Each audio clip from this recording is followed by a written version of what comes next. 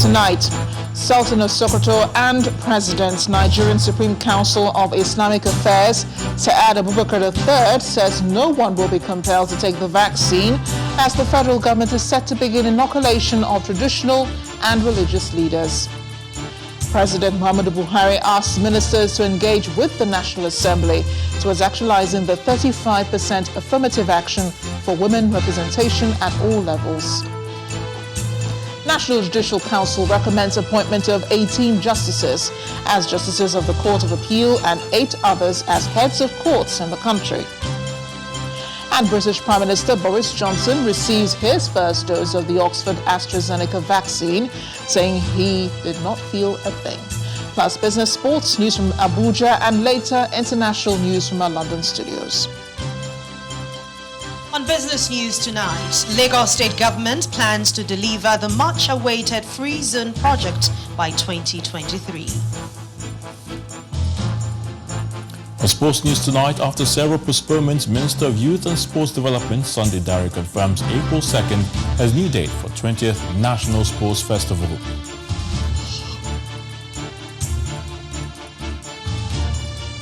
And from Abuja, 13 persons killed and 56 houses razed as bandits attack 3 local government areas of Kaduna State.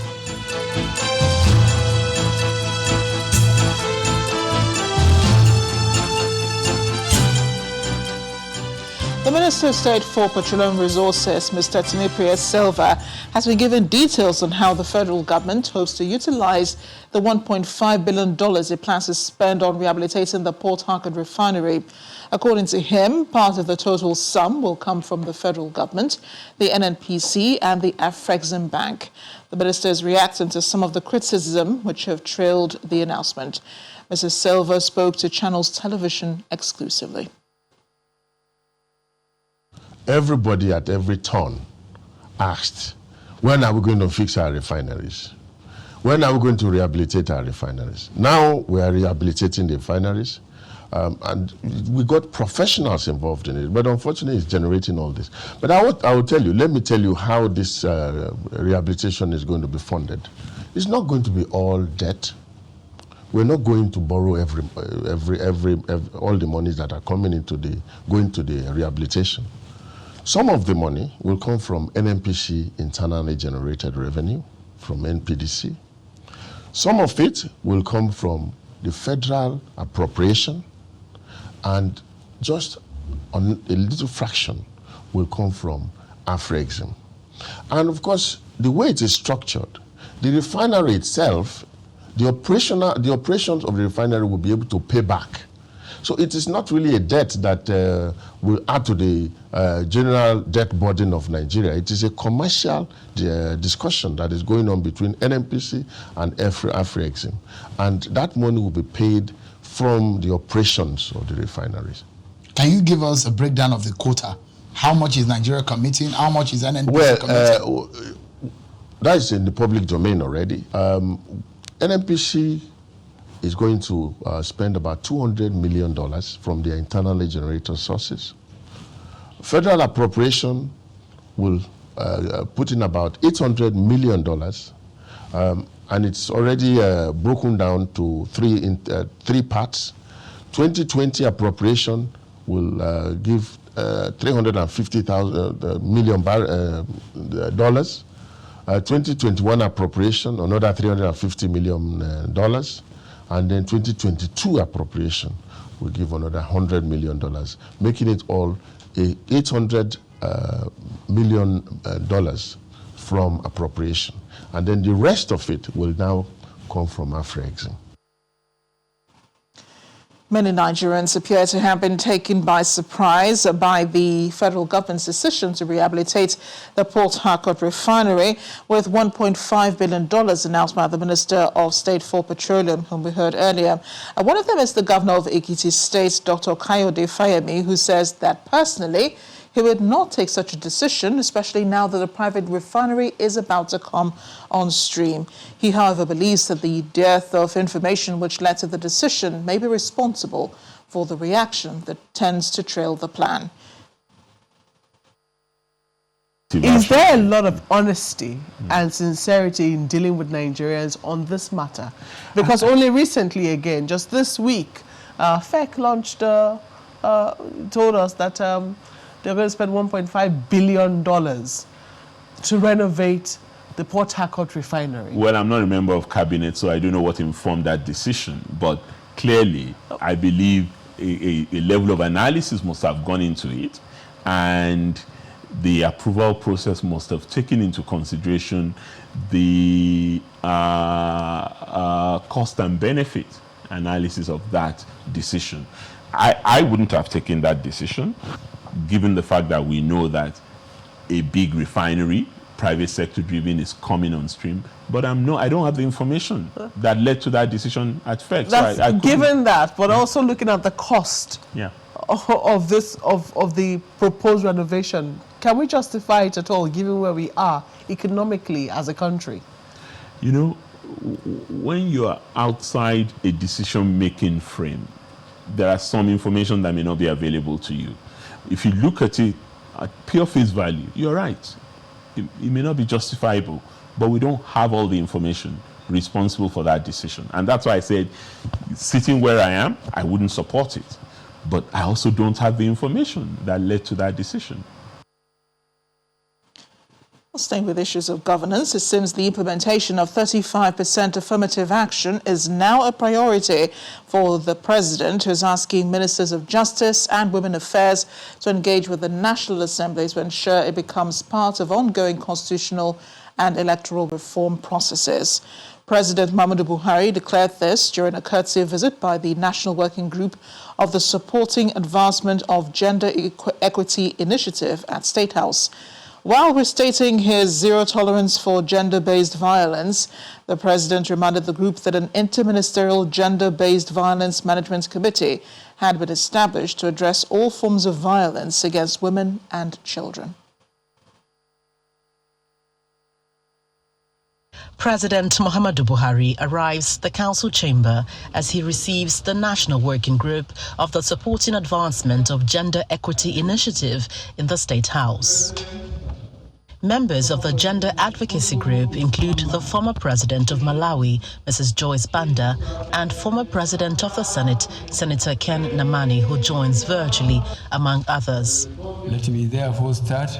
The president praised the impact Nigerian women are making across the world as he promises to address the challenge of out-of-school children.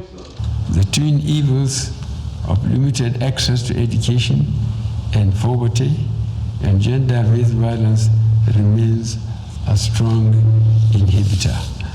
However, our resolve remains unshaken in tackling these issues.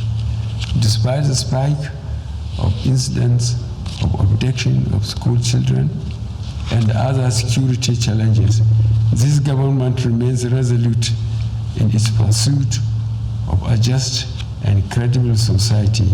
Following the theme of this year's International Women's Day, which is Women in Leadership, Achieving an Equal Future in a COVID-19 World, the President asked the ministers to work with the National Assembly to ensure increased women participation in politics.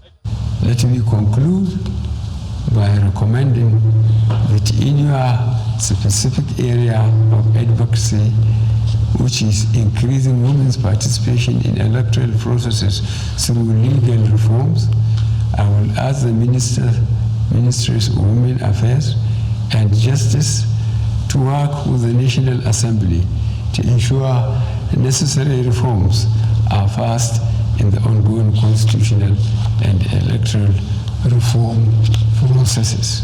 After the meeting, the Minister of Women Affairs promises to immediately swing into action on the directive. The Nigerian constitutional amendment is ongoing in the National Assembly. I believe he will also speak with the Senate President and the Speaker.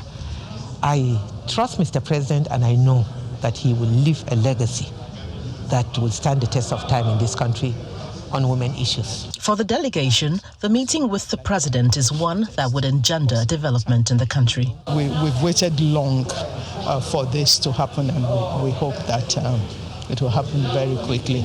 I'm looking forward to a very favorable response, and this has been great today, and you know, I'm optimistic Yes, it's high time. The delegation is also armed with a promise by the president that the ruling All Progressives Congress will ensure meaningful participation of women in elective offices. From the presidential villa, Gloria Umezuke, Channels Television News.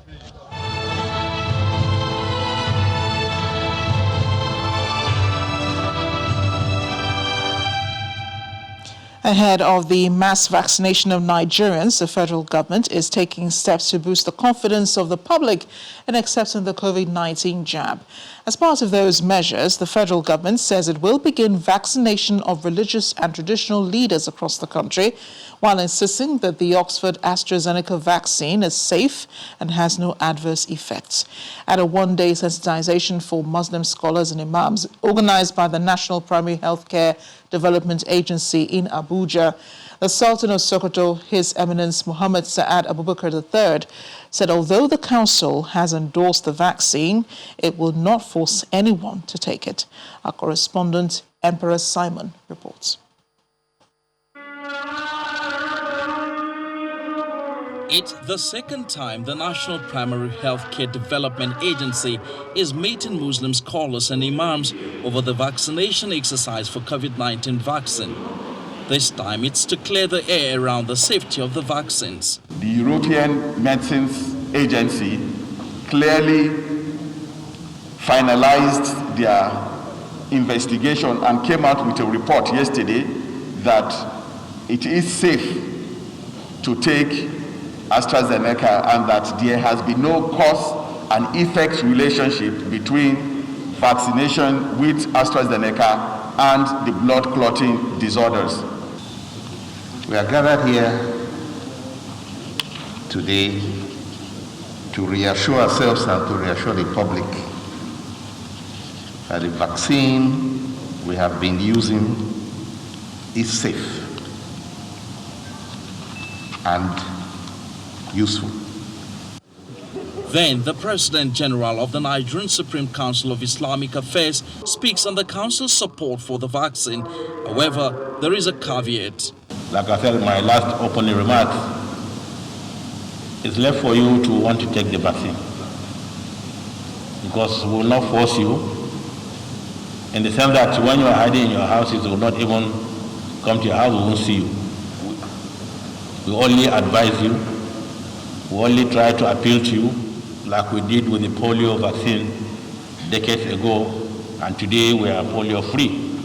Chairman of the Presidential Task Force on COVID-19, Mr. Boss Mustafa, however, announces the commencement of vaccination for religious and traditional leaders. Let me assure His Eminence, the Sultan of Sokoto, that we are working on getting all political and strategic leadership to take the vaccines, and that includes our religious leaders and traditional institutions. Therefore, I commend it to all eligible Nigerians to do so that we can be protected from this virus.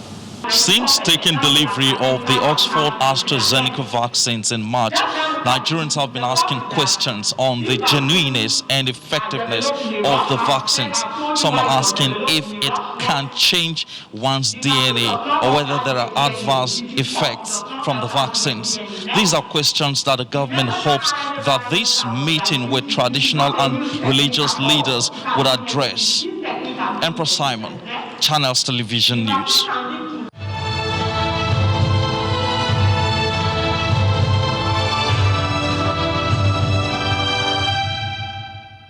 In part two, after the break, National Judicial Council recommends appointment of 18 justices as justices of the Court of Appeal and 8 others as heads of courts in the country. Welcome back. If you just joined us watching the news at 10 live on Channels Television Lagos, a reminder of our top stories.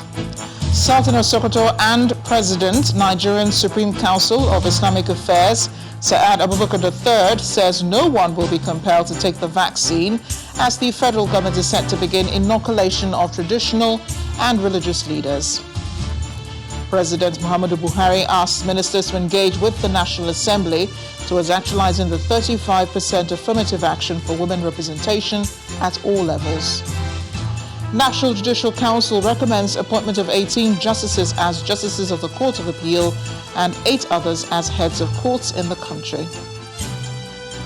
And British Prime Minister Boris Johnson receives his first dose of the Oxford AstraZeneca vaccine, saying he did not feel a thing.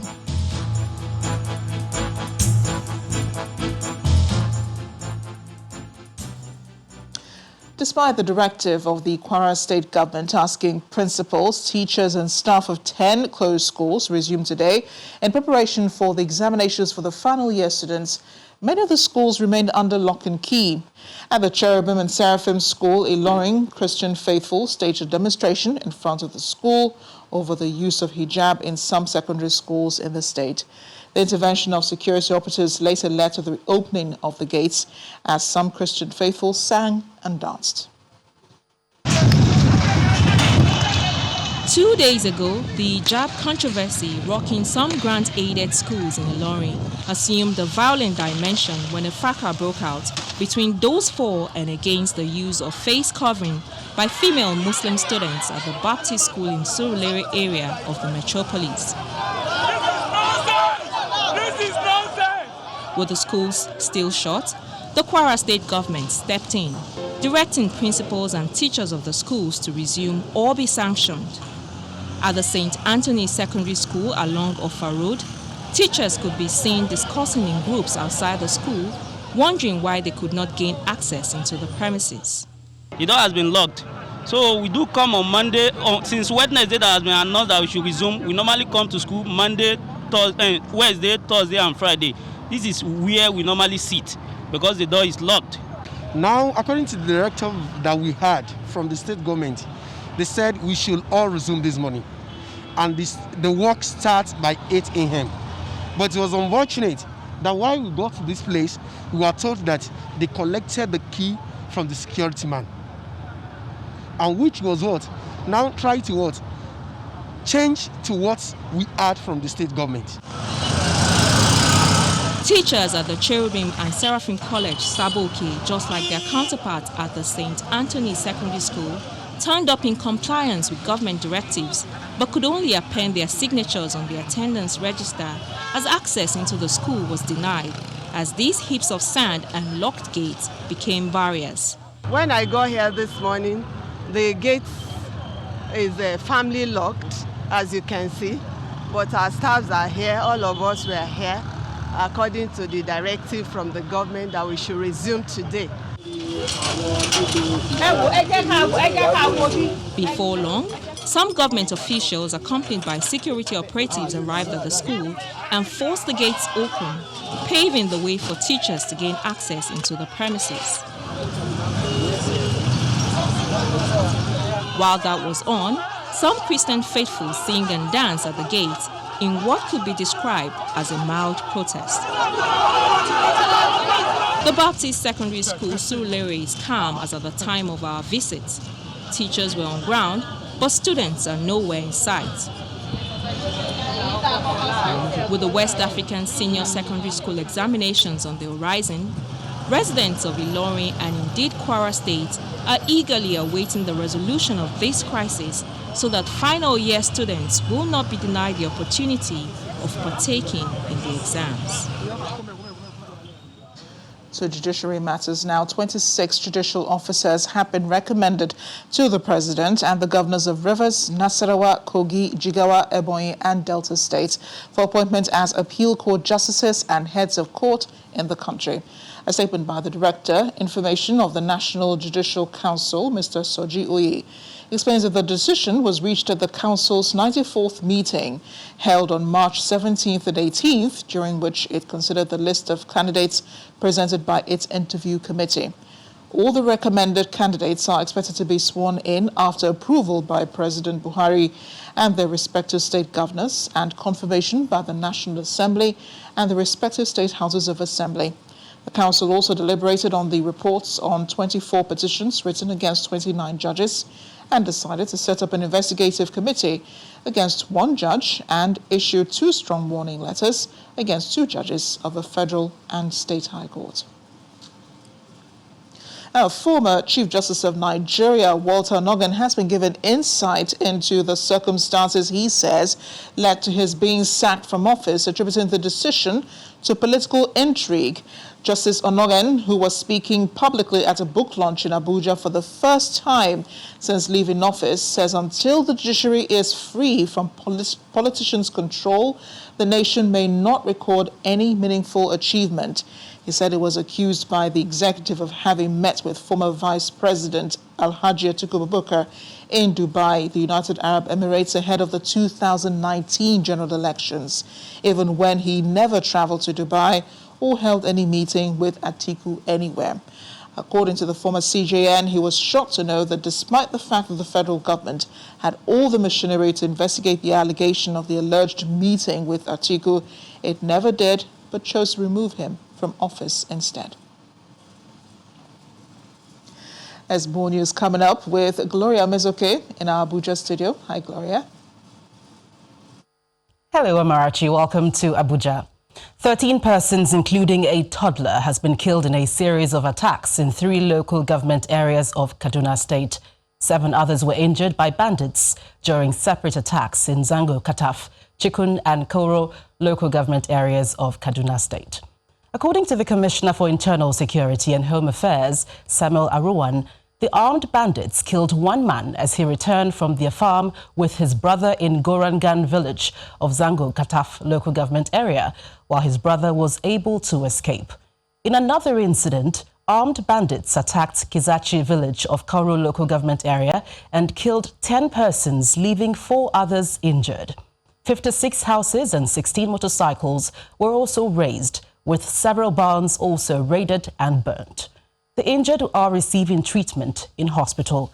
The bandits also attacked Masaka village in Chikun local government, where 1 person was killed and 2 other persons injured, while 1 person killed in a similar attack in Kermin, Kaduna in Chikun local government area.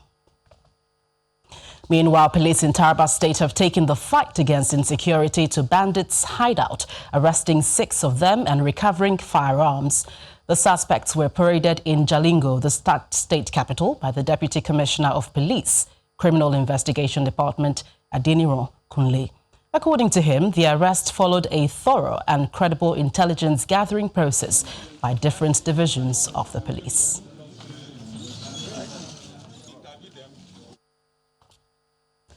A day after gunmen killed 1 policeman and 2 naval officers in separate attacks in Anambra State, 2 persons, one of them a prison warder, have been killed in Awka, the Anambra State capital. They were said to have been shot dead earlier today while escorting inmates to court in Ekulobia, Agwata local government area of the state.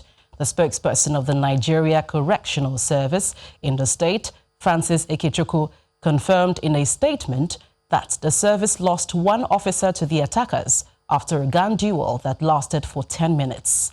He added that 1 inmate was seized by the attackers and taken away during the attack. Mr. Nwakize appealed to members of the public to avail security agencies with useful intelligence that will lead to the arrest of those behind the dastardly act.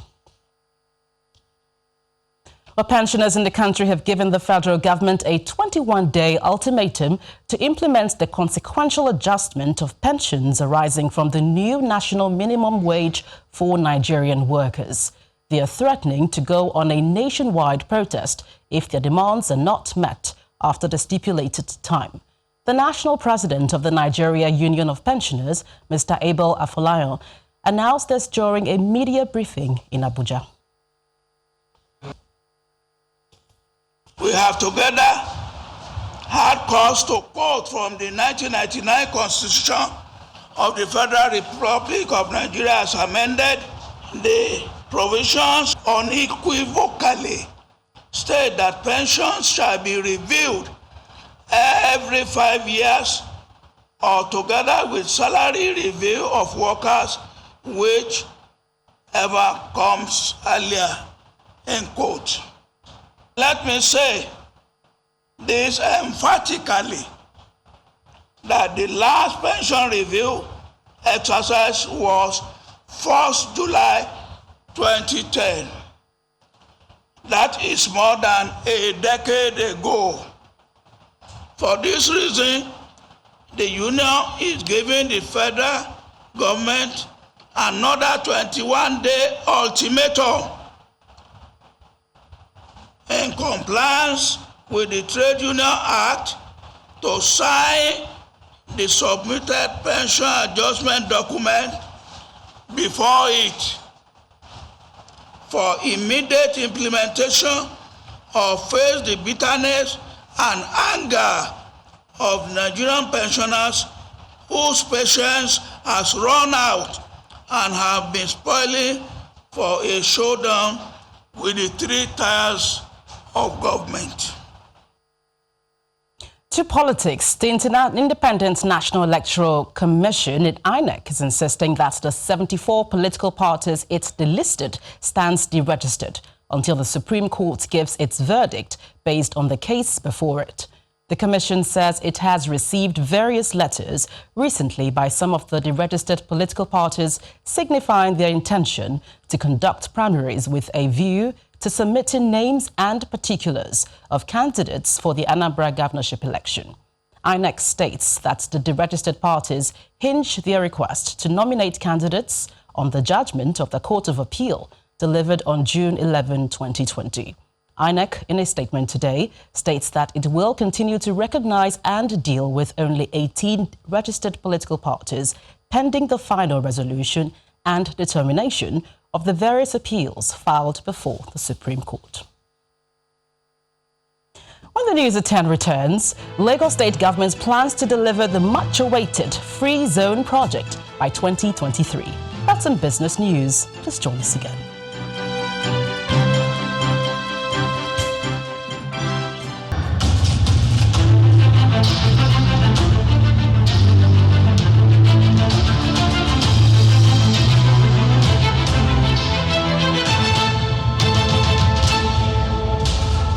Welcome back. The Lagos State Judicial Panel on Restitution for Victims of SARS-related abuses and other matters continued its sitting today with 7 cases scheduled for hearing.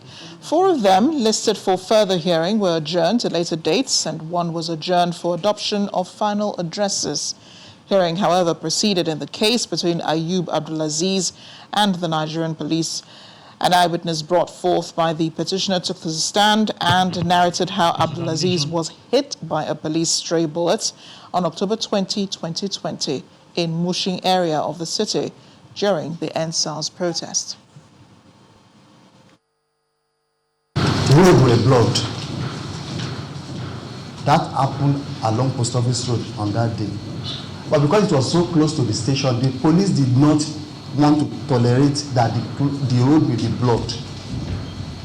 Do you understand? So is that what the police told you? I saw it. It's not them say I was there.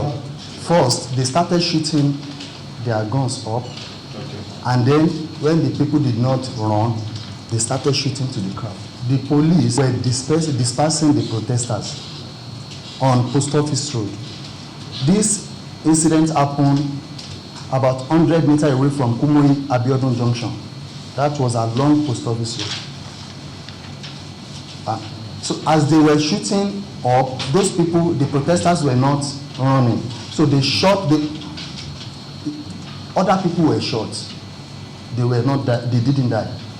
You did not see any dead body? Other people were shot. Other people were shot. Okay. And so you didn't just only see one person shot? He died. Other people, some did not die, but still have the injury on them, the gunshot injury on them.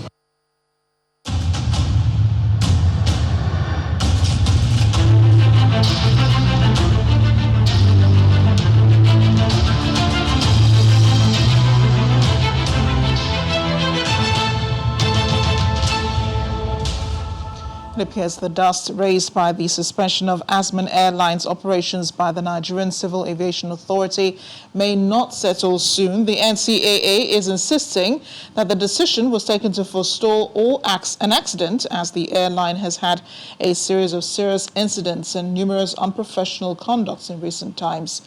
NCAA's explanation comes on the heels of Azman Airlines' response accusing the NCAA Director General, Captain Musa Nuhu, of vendetta. The airline states that the issue dates back to when, according to it, the NCAA boss tried to force the airline to pay the sum of 15 million naira for an advert carried on the airline.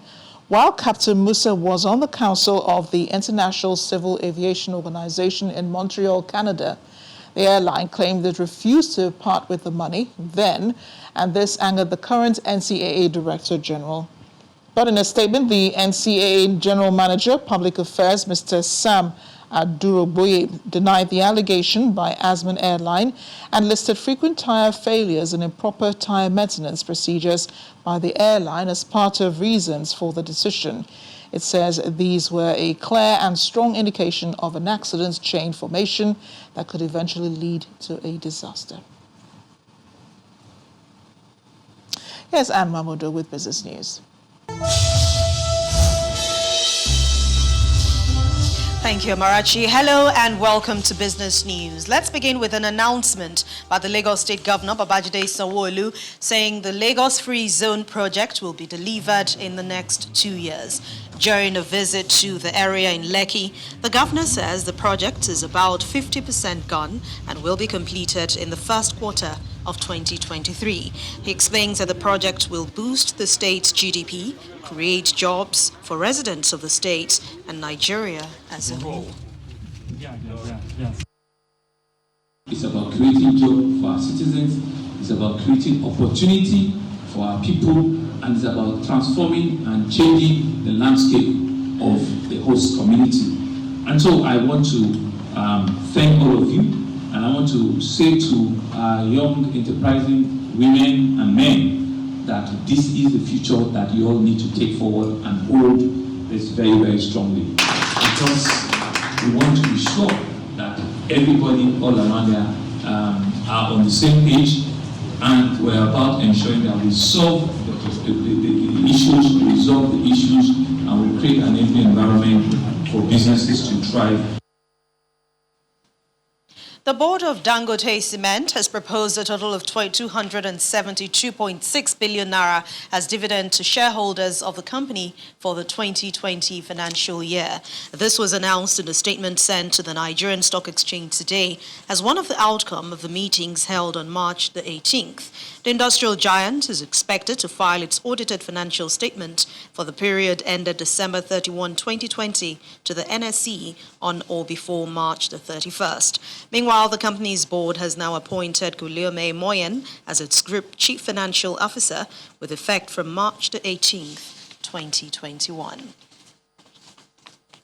The bear had the upper hand today at the NSE despite moderate gains recorded across 3 sectors of the equities market as heavy drop on the price of 2 market heavyweights forced key indicators back in the red today. Kayode Fayemi has the details.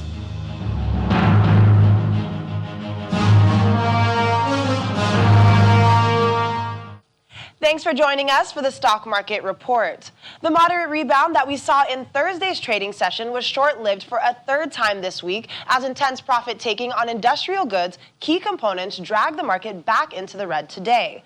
The combined drop on BUA and Dangote Cement's share price, which fell 6.42% and 3.42% accordingly, was the main factor for the significant drop on their sector's counters, and nearly 280 billion naira decline from the equities capitalization. And as you can see, the bear is still having the upper hand at the equities market in spite of the moderate gains recorded within the week, which has been knocked off by the 1.37% drop on the all-share index.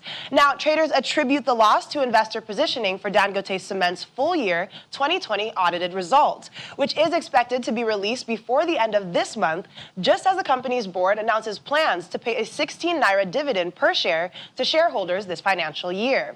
But let's check out the activity chart. As you can see, the volume of shares traded today was nearly 300 million units worth 4 billion naira and carried out in over 4,300 deals.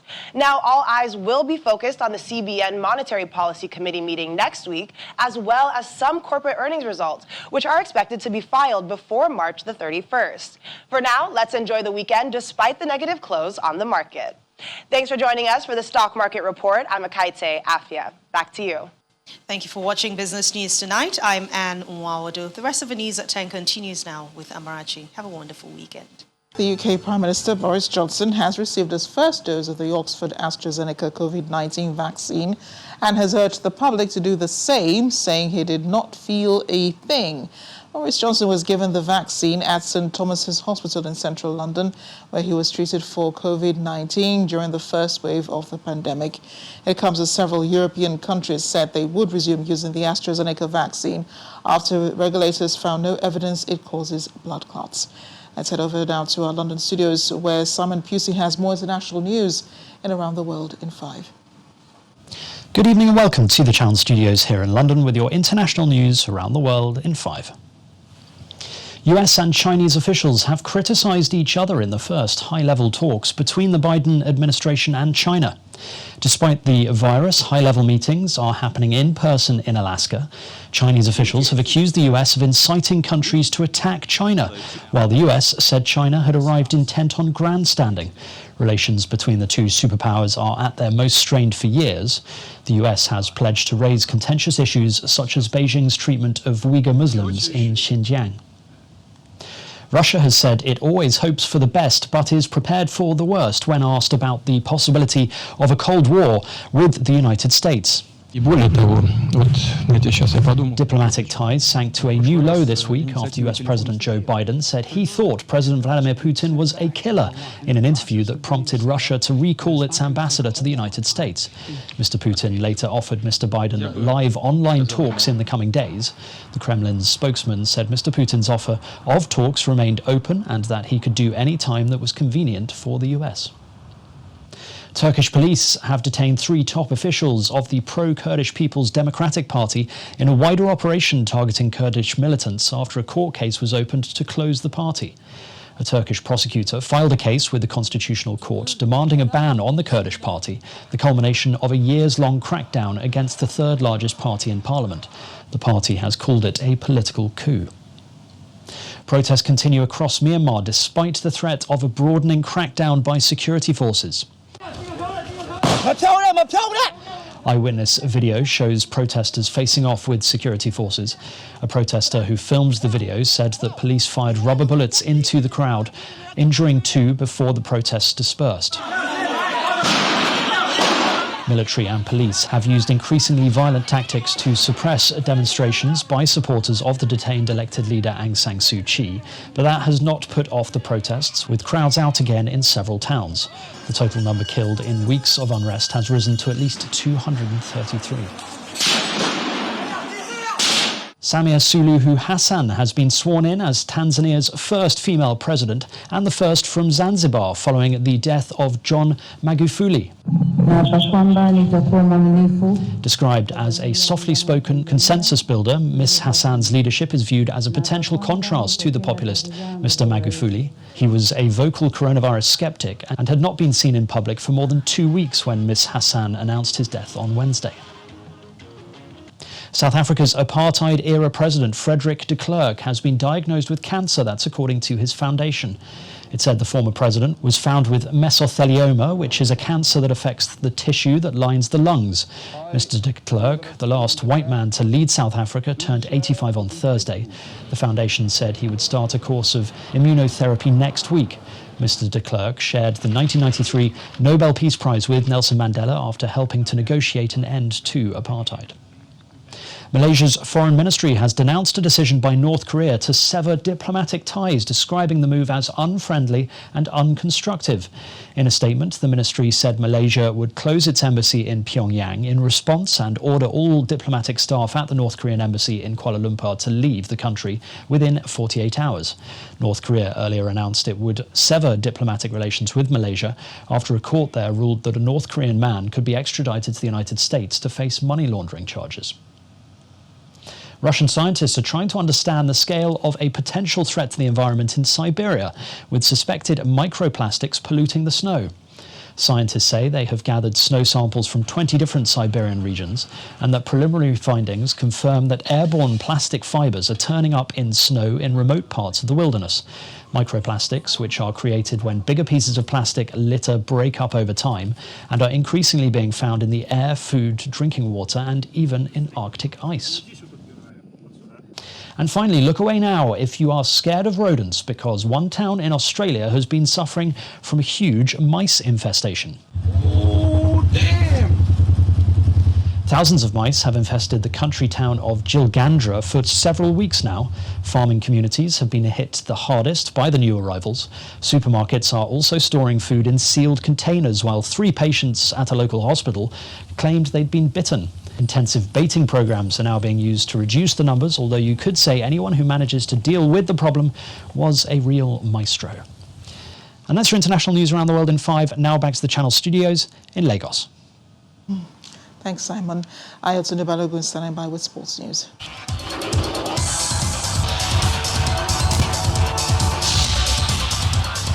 Many thanks, Marachi. The Ministry of Youth and Sports Development has confirmed April 2nd to April 14th as dates for the 20th edition of the National Sports Festival.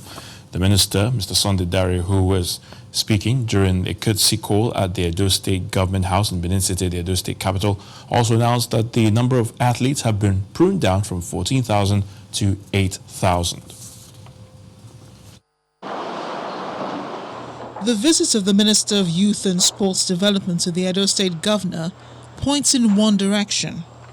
The National Sports Festival, which has suffered several postponements owing to the COVID-19 outbreak and logistics. It's our desire. But the Minister uses the opportunity to announce a substantive date and the modalities for the hosting of the competition. To convey to all the governors and all the state Sports Commission that April 2nd, the camp for the Sports Festival will open, and that on April 6th, the official opening of the festival by Mr. President will also take place. As you said, up to... While insisting on the readiness of the state to host the event, the Edo State Governor, Godwin Obaseki, appeals to the federal government to make funds available for the games. While we will, strain ourselves, we'll stretch to provide some of the support, but we will be very open that we do not have all of the money to fund, to host the athletes while they are here within the next 2 to 3 weeks. So it is important that the federal government comes through with its commitment before the games open. The minister then embarks on an inspection tour of the Samuel Ogbemudia Stadium, where he gives assurance that the federal government will provide the financial support for the sports festival. Financial support will come from federal government. The processes are taking place because there are processes that must go through, and we hope that all of this will come in time. Can I have one too?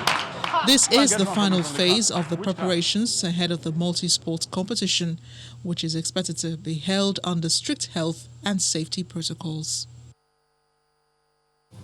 UEFA Champions League title holders FC Bayern Munich have been drawn against PSG in the last 8, a repeat of last year's final. In the other quarter-final draw, Premier League champions Liverpool will face Spanish champions Real Madrid. Both teams played the 2018 final. Chelsea are up against FC Porto, while Man City will take on Borussia Dortmund. The semi-final draw also took place today, with Liverpool and Chelsea set to meet in the last 4 should both sides progress, while City could play Bayern or PSG. The Champions League final will take place on Saturday, May the 29th at the Ataturk Stadium in Istanbul.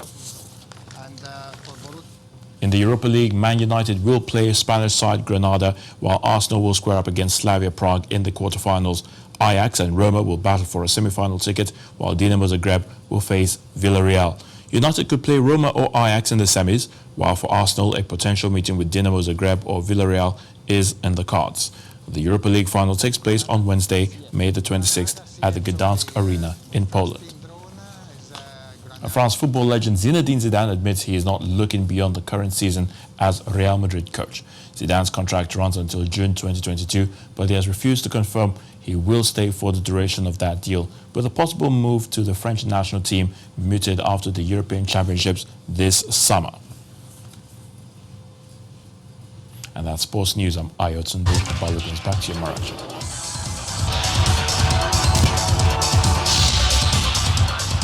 Thanks, Ayotunde. And the main news again. The Sultan of Sokoto and President of the Nigerian Supreme Council of Islamic Affairs, Syed Abubakar III, today said no one will be compelled to take the vaccine. The Sultan was speaking at a sensitization program for Muslim scholars on the safety of the AstraZeneca vaccines. President Muhammadu Buhari today mandated the Ministers of Justice and Women Affairs to engage with the National Assembly towards actualizing the 35% affirmative action for women representation at all levels. Also today, the National Judicial Council recommended the appointment of 18 justices as justices of the Court of Appeal and 8 others as heads of courts in the country.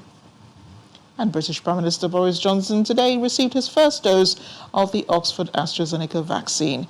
Mr. Johnson said he did not feel a thing after taking the jab. That is the news at 10 tonight. Thanks for watching. I'm Amarachi Ubani. Enjoy the weekend.